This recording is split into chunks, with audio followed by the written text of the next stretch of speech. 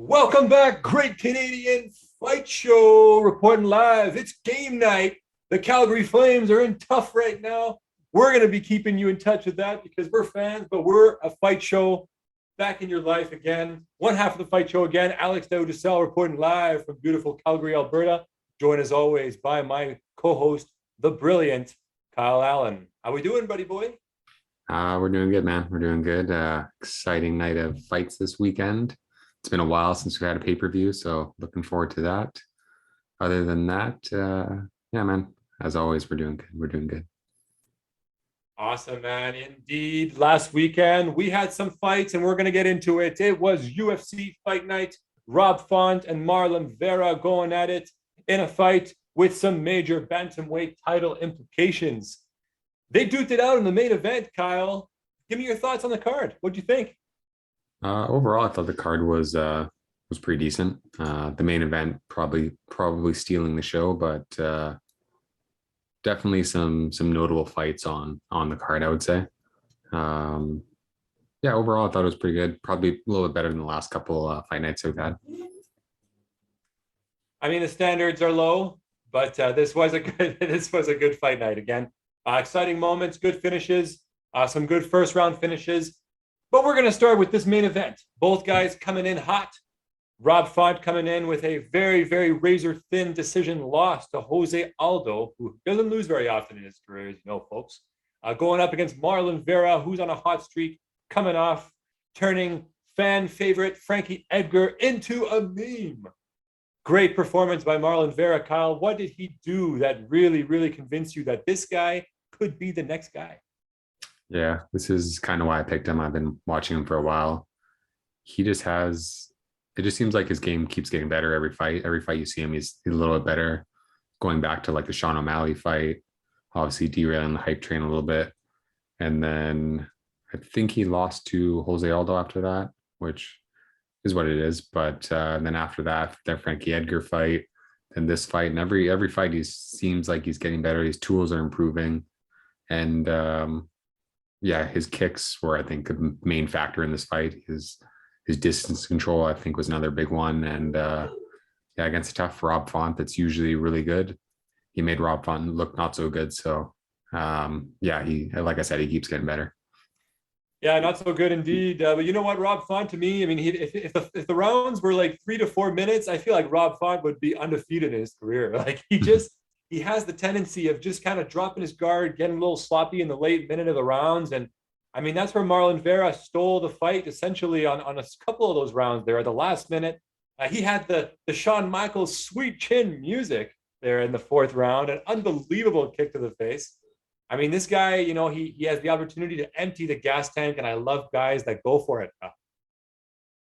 Yeah, if you ever get a chance to listen to his story, I know he's on Jerry, and he explained a story from Ecuador and stuff like that. He's a very, very good story, and he's definitely a fan favorite and one to root for sure. What do you think are some good next fights for Marlon Vera? I mean, I was disappointed. This to me, it was written in the sky. They had to do O'Malley Vera too, but looks like the UFC is giving O'Malley Pedro Munoz next, which we're going to get into a little bit later in the show. Who do you think they give Marlon Vera next? What are your potential opponents? Just looking at the rankings real quick, so I'm pretty sure they must have updated them. They did. So right now he's sitting up at number 5. Number 5 spots. I know they're Could be talking looking about at Corey Sandhagen here, Kyle. Yeah, I heard that they're potentially trying to match up Marab and Corey Sandhagen, so that might already be matched up. But if they don't do that, I feel like that's a very good fight. I think other than that, depends what happens with the top guys. If Dillashaw goes up against Sterling, then maybe you do like a Jose Aldo Marlon Vera rematch. Maybe it's not a bad fight. Or Dominic Cruz. Dominic Cruz is always lingering around, so there's a few options. Lingering around like a bad fart. Yeah, I know, but he looks like he's got his eyes set on Jose Aldo. I mean, that to me, you got to do Jose Aldo, Dominic Cruz next. I mean, wouldn't that just be a fucking unbelievable fight? Would it not? Like two guys that just go forward, very technical strikers, man. But yeah, Vera. I mean, yeah, I think Corey Sandhagen maybe, or yeah, Dominic Cruz. I mean, oh man, lot of exciting here for Chito Vera going forward. Did he do enough, Kyle, to make you believe that he could be a champion? I think so. I think he probably needs one more fight against like one of the top guys. Like if you match him up with like Peter Yan, that might be a good fight too. Depending on what happens with the title picture. But yeah, if he can get through a guy like Peter Yan, then yeah, he's definitely championship worthy. But I think he needs one more fight to earn a title shot. Yeah, absolutely. One more fight indeed. On the other end of the coin, though, let's talk about Rob Font. I mean, again, puts him in a bit of a difficult position coming off two straight fight night main event losses, both going to decision, but still, loss is a loss. Where does he go from here? I mean, do you think he maybe looks at another organization? Do you think this is the last we've seen of Rob Font? I don't think so. He's in a super stacked division though, which maybe doesn't play in his favor. Like one or two bad losses in this division, and you're almost forgotten about. Like Cody Garbrandt's a good one to match him up with, or like similarities. I mean, um, yeah, it's tough with these super stacked divisions like lightweight and stuff like that that just have such a deep pool that if you lose one, then you're dropping down, and then lose another, and you're basically out of there. So I think he's definitely got another one in him. Maybe match him up with someone a little bit lower caliber, like a. It's tough. All these top 15 are such killers that. I got one for you here, Kyle. All right. How about once Sugar Sean runs through Pedro Munoz, because I think Munoz's chin is done. I think you give Sean O'Malley Rob Font. It's not a bad one, yeah, depending how things play out. But if Sean O'Malley has a quick turnaround or doesn't take too much damage and just starches um, Pedro Munoz, then yeah, they can definitely set that fight up for later this year. Yeah, we'd love to see it. I mean, both guys, outstanding strikers. Rob Font, I mean, man, just to me, he's a very similar to Calvin Cater, isn't he? Because like both guys are, dominantly, top five position. Anybody within the top 15, maybe to the top seven, top eight, like they scorch these guys. But anybody, they just have they seem to have a tough time penetrating that top five, top four. And again, tough break for Rob Font. He missed weight too, so didn't get a big paycheck here. Uh, let's have a little discussion point, a little side note discussion. I'm not sure how it works myself, so if you know, you can correct me. UFC did award the main event as the fight of the night and gave them the bonus, which I believe now is 75,000, up from 50,000. Could be dead wrong on that. Do you know, or do you think that uh, the fighter who misses weight should still get a share of that fight of the night bonus? I still think he should, but maybe they should. I don't know the exact how much. Like I'm sure we could look it up and find out, but um, I don't think they should. Like say if it's 75K per fighter, I think that the guy that misses weight should maybe get like 50K and have to give up 25K to the guy that made weight. That's why I think it should be, because you still got to pay the guys. They still went out there and battled, and like it's not like he missed weight by like 10 pounds or something like that. So I think he still deserves something, but maybe he gets a little bit less than the other guy. I was on him at first when he lost weight. I got to say, I was saying, fuck Rob Font. I'm all over Cheeto Vera. But no, man, like, you know what? You're absolutely right, Kyle. These guys train. They got trainers. They got nutritionists to pay. Uh, I mean, if you're going to take 20% of his cut from him missing weight, you got to give him his bonus if he goes out and delivers an absolute banger of a fight like this was. So, okay, well, Rob Font again. We love to see him next. Potential matchups we discussed. Congratulations again to Marlon Vera. Tremendous performance on Saturday night. I mean, the guy's got power and he's got kicks. Man, this guy, he could be a player in this already stacked bantamweight division. We move on. Big boys, big man meat slapping man meat. Andrei Arlovsky going up against Jake Collier.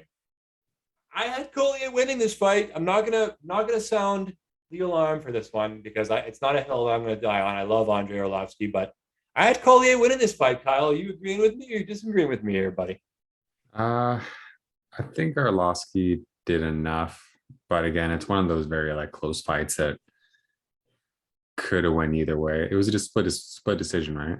It was a split decision. Yeah. Yeah. So I feel like this fight, yeah, could have went either way, but I see the argue for both of them. So I'm not mad at the decision. Yeah. I mean, I just think the sportsman in me, when it's that close of a decision, you got to give it to the up and coming guy. Like, Arlovsky's had his pay. He's been around for a while. He's got to be one of the winningest fighters just because he's been around for so long. I mean, not to take anything away from his performance, but I do feel like Collier deserved this one. I mean, he won round one pretty resoundingly, and then I think it ultimately came down to round three. And I'm on the other side of the fence. I thought Collier did enough, but anyways, not a fight with major implications in the heavyweight division. I mean, do you see Arlovsky doing anything from here? I don't think so. I don't know if he's even ranked, but No, he's not ranked. yeah, like you never know. There's some old guys like Glover, obviously prime example, but unless he puts together like a 5 fight win streak or something like that, I don't see him really moving the needle towards the title or anything. I'd love to see it, but he would, yeah, have to do something pretty impressive to get up there. Yeah, I agree. I mean, a couple more wins, maybe a couple quick wins to a couple nice KOs, because that seems to be something like every heavyweight has to have a trademark KO that they can kind of go back to on their stretch. But Yeah, I mean, but still, impressive win from Andrei Arlovsky. We move on to one more fight, which really caught our attention, and it was the co-main. Andre Touchy Feely Arlovsky coming in as a minus 250 favorite, Kyle, going up against the unknown, well, not unknown, but more or less unknown, Joe Anderson Brito. And Brito finishes him in the first round. I mean, this was the shocker of the night for me. I had my balls out on the table, so confident with Andre Feely. I think you took Brito. I did, yeah. I mean, I'm going to let you have first word here, Kyle. The brilliant one. This is where you shine, buddy. Congratulations. Yeah, I've seen him fight one other fight, and I was pretty impressed with that performance. So a lot of time when I make my picks, I base it off their last performance, which I guess most people probably do that. But that's why I had a feeling he was going to be Andre Feely. But then knowing Andre Feely is like a tough veteran, it's been in the game for a while. I thought he might have some crafty things you'd catch him with, but no, Anderson Brito looked very good and very impressive. And another one in these lighter weight divisions, these super stacked divisions that keep getting deeper every fight night we watch. I feel like these divisions keep getting deeper. Kyle, are you accusing me of being completely swayed by the Vegas odd and mindlessly choosing the favorite? No. You bastards. But you're absolutely right, because for this one, that's totally what I did. I'm guilty, folks. I thought Andre Feely, I saw the minus 250. I mean, I know what Andre Feely's done throughout his career. I mean, he's a total can crusher, but we love can crushers here at the show. So, man, I mean, shocker. Joe Anderson Brito, I mean, does he get ranked from this, Kyle, maybe? Maybe not. Yeah, just because featherweight is already like so stacked. Just taking a look at the featherweight. Like number 15, you have to Poirier, which is like he's already looks like a monster, and he's at number 15. So it's gonna be tough. There's gonna be a lot of good guys that are, even though they're super good, it's gonna be tough for them to break into this top 15. It's already super stacked. But yeah, one more win, he might break in there. One other guy falls off, like a Shane Burgos falls off or something like that, then maybe he'll bump into like the 15 or 14 spot. But yeah, there's so many good fighters. Like I said, Ilya Topuria, like he's going to be one to watch in that division. You got like Sadiq Youssef in the division, Bryce Mitchell. I know Giga Chikazi is probably not done yet, so he came off one loss. And then I think they're talking about Josh Emmett and Kelvin Cater, which is a crazy fight. But there's just so many, these divisions, 35, 45, 55 are just like unbelievable. And you forgot to mention Paddy Pimblett too. I mean, he's in there Yeah. too. It's crazy he's not ranked. It's just because of the caliber of his opposition, I guess. Yeah. Yeah, tough featherweight division, no doubt. I mean, very, very deep, as you say. But congratulations to Joe Anderson Brito. Man, Tough pick. Kyle coming through with the undie. If anybody listened to our quick pick segment, you made a buck on Saturday night. So listen to your boy. Listen to me sometimes. I'm good for about 25% of the time. Kyle, I'm going to let you have the talk too. If there's any other fights on this card that you want to highlight. I liked the Darren Elkins fight. And when I was watching this fight, I remember in our last episode, I mentioned that Tristan Connolly, he fought Michelle Pereira. And I was like, no, it wasn't him. Never mind, because he's fighting at featherweight. It was Tristan Connolly. He went up 2 divisions to save that card in Vancouver. And he fought Michelle Pereira at 175, which is pretty crazy that he fights at featherweight and he went up 2 divisions. Oh, that's unreal. Wow. And he beat Michael Pereira, which is like next level impressive. Wow. Yeah. I didn't know that, Kyle. Holy shit. That's quite a story. Tristan Connolly, man. I mean, I'm a fan. Holy, we got to get this guy on the show one day. Tristan Connolly, if you're watching, the Great Canadian Show has a great Canadian spot for you, my man. And he's from Vancouver too. What do you need to know? Man. But stars align. But yeah, this Darren Elkins is also very impressive in this fight. I thought this fight was pretty close, but Darren Elkins just time doesn't catch up to him, and he's still rolling on here. And he looked impressive. His wrestling looked good, and looks like he still potentially could be dangerous in this featherweight division. And I know he said he wants to fight until he's 40 or something like that. I think he's like 39 or 38 or 39. So still got some fights in him, and yeah, impressive win over a tough Tristan Connolly. He's always been a big, strong featherweight. Darren Elkins has. Yeah, I absolutely agree, Kyle. I mean, I hope to see him on some pay-per-view cards, maybe on some prelims or some pay-per-view cards, or maybe on some entry-level fights if he can book himself a high-profile fight with another unranked big name or something like that. Yeah, I mean, Darren Elkins, an awesome fighter. I slept on him. Sorry, y'all. Another shout out to fight to open the night. Christoph Yoko defeating Gerald Meerschaert via decision. Not much to say here. Again, Meerschaert, extremely disappointing. Coming off a 5-second KO loss to Chimaev. For a guy that's supposed to be this unreal grappler, he was taken down at will. Was not very impressed by Gerald Meerschaert in this performance again. Quote GSP. And yeah, I mean, not much else to say about this one. Nothing to take away from Yoko, but unimpressed with Gerald Meerschaert.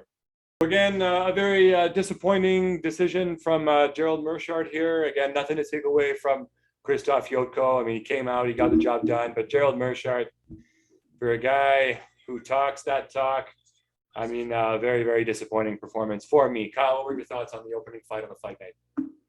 Yeah, Joko looked really good. I think he definitely has some potential in the middleweight division. Gerald Meerschaert, though, seems like it might be a tale of kind of being done and out the door.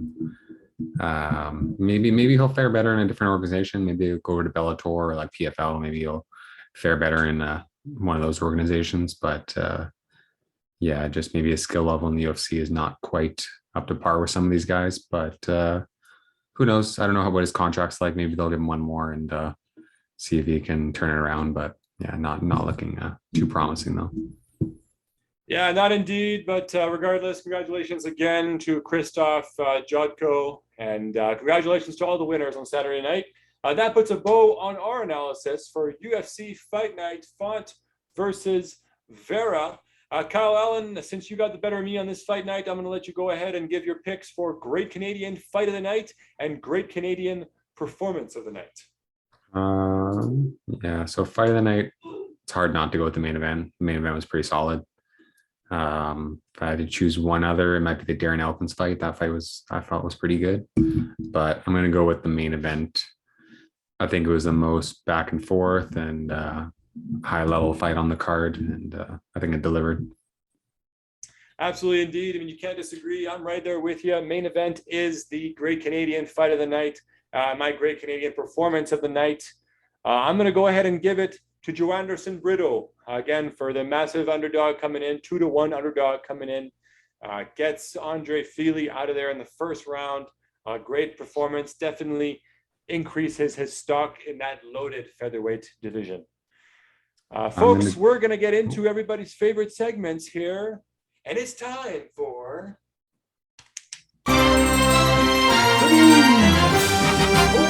holy Kyle, we got a hot segment of the news this week.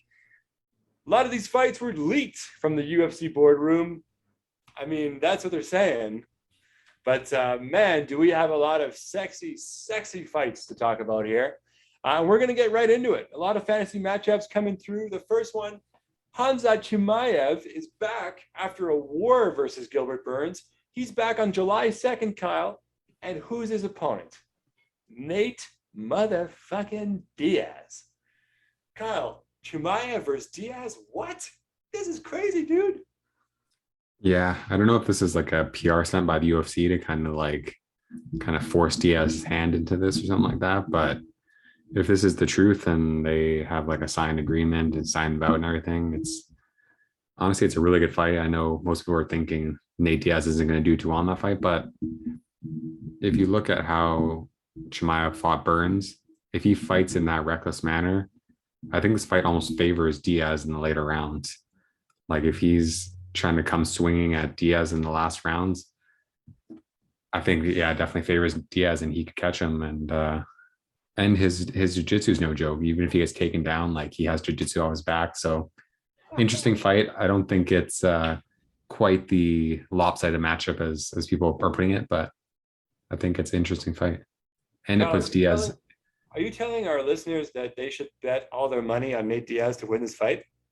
I'm saying it wouldn't be a bad idea to put a little bit of money down on Don't come after me, folks. him. Go see Kyle. No, this is crazy, man. I mean, I don't give Nate Diaz much of a chance. I mean, I can't help but think that this is the UFC punishing Nate Diaz for turning down a lot of opportunities that they've seemingly thrown his way. And they said, you know what?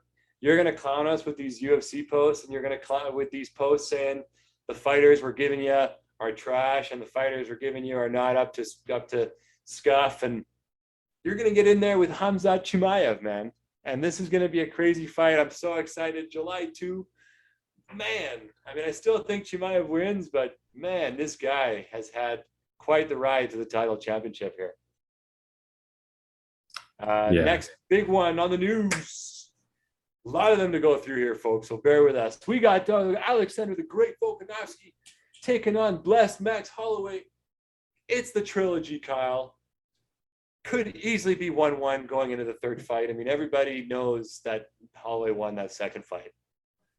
Man, I'm excited for this one. I mean, I don't know. I don't know how to feel about this one. Yeah, this one it'll definitely answer some questions for sure. Especially if Holloway can win. If Holloway wins, then it kind of changes some things. That no doubt they'll do a fourth fight if Holloway wins. But if Volkanovski can go out there and put on a super impressive performance again and beat Max Holloway and do it maybe a little bit more decisively, then we kind of know where Volkanovski stands as one of the greatest featherweights of all time. But yeah, definitely answers a lot of questions for sure once this fight happens. Absolutely, man. I mean, to me, this is the best version of Alexander Volkanovski that we're getting right now. I mean, he's so polished. He had the new striking aspect of his game that he was working on slightly throughout his career. Man, I mean, this is going to be good. Like you said, if Holloway wins this, I mean, he completely disrupts everything. So very, very exciting. Quick. If you had to bet on it, who'd you take in this fight? Man, tough one. Because like it goes off like recency bias. You saw how good Volkanovski was, but then look what Max Holloway did to Yair and Kadar. A closer fight against Yair, but still he took both of them out. Like beat both of them up pretty good. So it's tough. And I'd probably still take Holloway on this one, but it's tough. I feel like this is a pick 'em for sure. Yeah, I mean, after what Calvin Kattar did to Giga Chikadze, I mean, Holloway stock way up. Yeah. I mean, yeah, this is going to be an unbelievable fight. Holy smokes, I'm excited for this one. Next up on the news, we've got the model Luke Rockhold. Sorry for the awkward pause there, folks. The model, Luke Rockhold versus Costa. Man, this should be a good one. Middleweight clash, big boys. Kyle, if you had to bet on this one, who do you take? Tough. I really like Luke Rockhold. If you go back to his old fights, like he has all the tools to be like a champion. Like him versus Izzy, if Luke Rockhold's chin can come up, I still think, or like can stay intact and not just get clipped once and get taken out. He has all like, yeah, he could definitely make a run at the championship. I think again, he has all the skills. His striking is super good. If you see some of those guys, you go back to his like Strike Force fights and see like his kicks and his skill, like he's really good. But it's just his chin like hasn't held up in the last couple of fights. But maybe having such a long layoff off and coming back down to middleweight, the fighters don't hit quite as hard as like a Blachowicz that he fought last. I think that was his last fight. So interesting fight. I would maybe probably take Luke Rockhold in this one. Wow, Kyle goes with Luke Rockhold. Crazy. I mean, I'll be impressed if Costa can even make the weight. I mean, that's what I'm worried about here. I'm surprised the UFC gave him another shot after he left Marvin Vettori completely out to dry in the last fight. Just not a very good performance at all. I mean, who knows what was going on in his camp personally. Him versus Rockhold's interesting, man. I mean, they're both heavy kickers, but recency bias, Kyle. You talk about his Strike Force days. You talk about what he did early on. That was then. This is now. And I just think his chin is absolutely shot. I see him getting KO'd by Costa, and I see this as being the win that puts Costa back in the conversation, anyways, in that middleweight division. Maybe he's been doing some what's that thing called, like jawser, where you like put the thing in your mouth. I don't know. Maybe he's been doing that. Or just chewing gum all day. Yeah. The big double bubbles or whatever they're called. Maybe you should come in with a what's it called, like a Dazaxianian beard. Might save him a little bit. Get a little bit of padding there, eh? Yeah, introduce him to Habib's barber, eh? I mean, I think that's what they should do, man. No doubt. Kyle, we got to keep it going because we got a lot more fights to go through here. No Love, show a favorite of the show, Cody No Love Garbrandt back in action versus Ronnie Yahya in a big fight on July 9th. I mean, Kyle, you put me up on Ronnie Yahya, who's definitely like been around and definitely, has won his fair share of fights in the UFC. I mean, this is not a tune-up for Garbrandt. I mean, how do you see this one playing out? I think the UFC is putting it kind of as like a tune-up fight for Garbrandt, like giving him somewhere lower caliber. But I don't think that they should, or especially Garbrandt, I don't think he should sleep on Yahya. He's a good fighter. He has good submissions. I think he's a black belt, I'm pretty sure. And I definitely don't think they should sleep on him. But on paper, it should be an easier fight for him. He should be able to win this one. But if he doesn't and like suffers another bad loss, like again, he's another one that he might be done in the UFC, which is crazy to think that he was a champion like maybe 3-4 years ago. Yeah. 3-4 years apart from making Dominic Cruz look like an amateur. Yeah.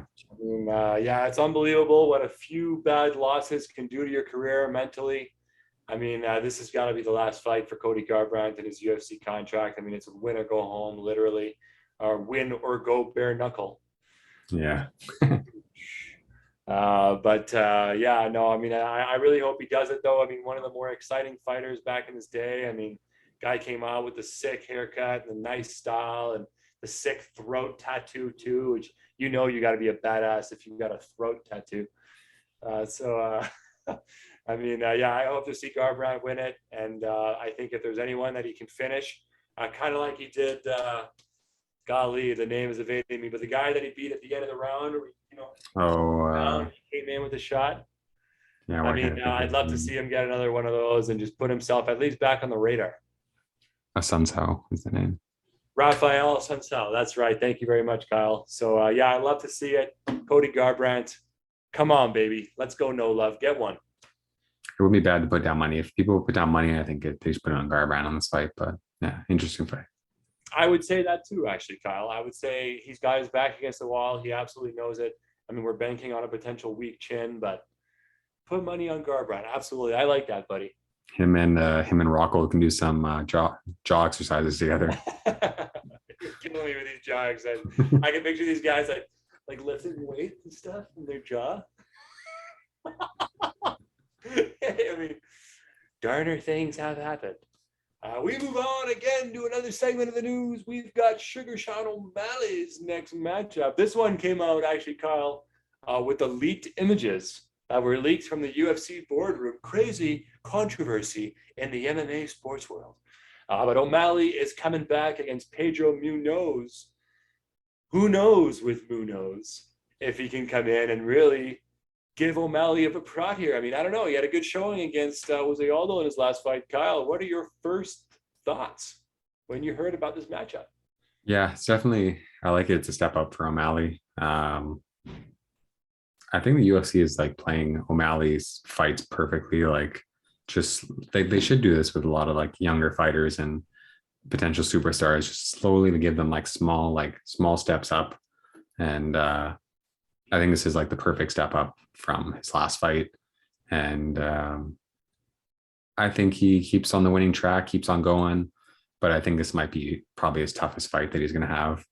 Kind of very like maybe like a Conor McGregor, like Chad Mendes kind of fight, something like that. Something that's a little bit more difficult. Wow. Yeah. So I think it's going to show. I think it'll be good for Sean O'Malley to show some adversity. I think that's definitely an underrated skill that not all fighters have, is to get through adversity. So yeah, I think this is a good fight. Absolutely. I mean, Kyle says it. He's got to get back on the winning track. And he can definitely do it against Pedro Munoz. I mean, yeah, this is the big step up we've been waiting for with Sugar Sean. So I look forward to seeing another flash KO. I think he's going to finish him in the second round. Yeah, I mean, do you see this fight going a distance? This one I might see going the distance, but man, I know Sean O'Malley's all about the walk-off KOs and stuff like that. So I think it's either going the distance or it's going to be a quick one. I don't think it's going to be something in between. Absolutely. Couldn't agree with you more, buddy. We move on. Next one on the news. We've got Ciryl Gane versus Tai Tuivasa happening in Paris. Hype. Gane coming in as the hometown boy going up against Mr. Shuey. I mean, man, this looks like a good one. I mean, on paper, it looks like I'll take Ciryl Gane, but you can't, put a price on who's hot at the moment. Tuivasa is hot at the moment. This could be a pick 'em. Kyle, what do you think, man? Yeah, I saw some article. It was like the perfect thing. It was like showing all their stats. It was showing like Gane's stat is like striking. It's like Gane's favor, like submissions, Gane's favor. Like everything was in favor. And then it's like the thing at the bottom is he's like, but that all being said, Tai Tuivasa round 1 knockout or something like that. Yeah. So yeah, I feel like if anyone can do it, anyone can beat Gane and just upset the world. It's definitely Tai Tuivasa, and I'd love to see it. But on paper, skill wise, yeah, Gane is probably the favorite, I would think, in this fight. I mean, both guys beat Derek Lewis and finished Derek Lewis, but in the way that Tai Tuivasa did it was much more dominant than the way that Gane did it. Mm. I don't know, tough one. I mean, I look, if I had to put anything more than $20, I would definitely put it on Ciryl Gane. I think he was just that close to beating Francis Ngannou, and he knows it. And he knows that Ngannou's on the outs with the UFC, and he knows that the path to heavyweight is going to go through Paris. It's going to go through Ciryl Gane. So I think it's his to lose. I think he comes out and has a vintage Ciryl Gane performance, and I think he beats Tai Tuivasa. I agree. Excellent. Well, we move on to our last segment of the news. We've got the GOAT, Mr. Pictogram himself, Johnny Bones Jones, back in, rumored, but very, very close to being finished, folks. Going in against Stipe Miocic. Man, another banger at heavyweight. Holy moly. I don't even know. I don't know who to pick for this one, Kyle. I mean, this one's a pick 'em for me. I can see both guys doing it. Hard to pick against Jones. I don't know. Yeah. It's tough. Yeah, Stipe. I feel like Stipe's done it all, and every single fight he gets underestimated. But I would think John has done enough to prepare, and he's just such a freak athlete in every area. So I think he beats Stipe, but I don't think it's as close as, or I don't think it's as one sided as people think it'll be. Like he's going to come in. I think it's going to be more like a Dominic Reyes performance where it's a closer fight. He gets beat up a little bit, and but I still think he gets it done. Yeah, I mean, again, it's hard to pick against Johnny Bones Jones. If I had to make a pick, I would pick Jones just because of him being the best and never really losing. And yeah, but if there's anyone that can beat him, it's the greatest heavyweight of all time. It's Stipe Miocic. So excited for this one, folks. That concludes another episode of the Great Canadian Fight Show. I hope you enjoyed the content. Stay tuned for our quick pick segment coming out this week. Kyle Allen, did you have any last minute points before we put a bow on this episode? No, really good fight night and a really good card coming up this weekend. We're definitely gonna be blessed with some really good cards coming up here in the next 2 months. So yeah, it's a great time of year. Play a hockey playoffs, NBA playoffs. I know baseball's back. This is like the main time where all the UFC fights are all really good. Lots of other good fights. I know Bellator has a fight this weekend, I think. Czech Congo and Ryan Bader.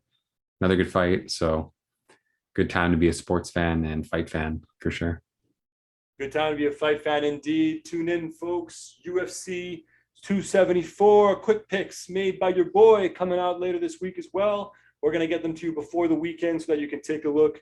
Just have a little bit more comfort as you set your picks for the weekend's card. Thank you very much, folks. Really appreciate you tuning in. As always, if you like what you listen to and you like what you see, like and subscribe our channel and hit us up on Instagram. Again, Great Canadian Fight Show 2022. As always, have a good night, folks. Thank you very much for tuning in.